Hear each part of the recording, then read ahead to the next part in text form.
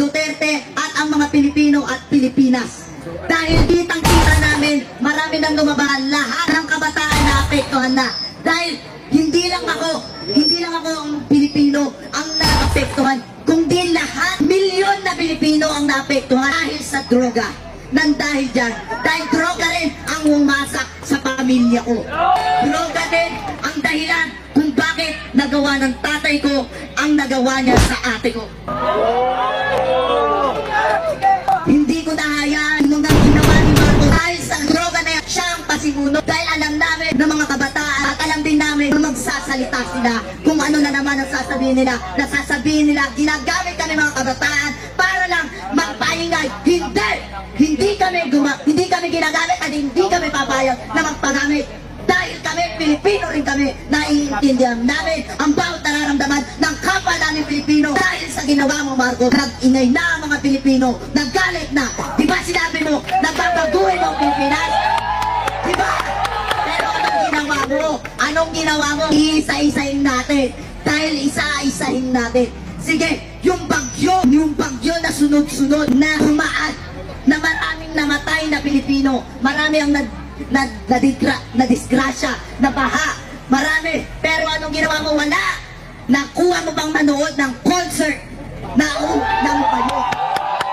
Kung mabuti ka talagang pinuno at mabuti ka talagang presidente ng Pilipinas, ipakita mo noon pa lang, dahil nung nag-campaign ka pa lang, kung ano-ano pinakita mo, gumawa ka pa ng movie, nakala namin na totoo.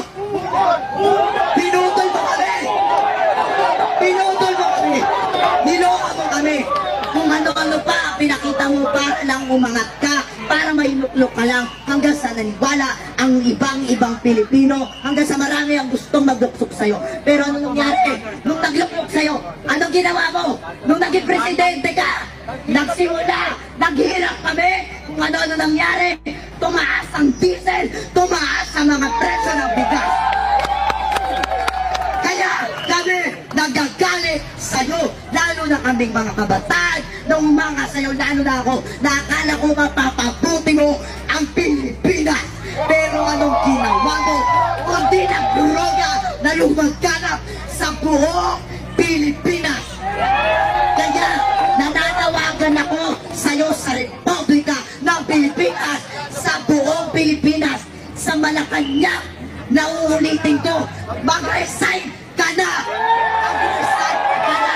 Mga kababayan kong Pilipino, sabay-sabay natin isigaw, mag-resign! Mag-resign! Mag-resign! Mag-resign! Mag-resign! Mag-resign! Sisigaw natin! Duterte!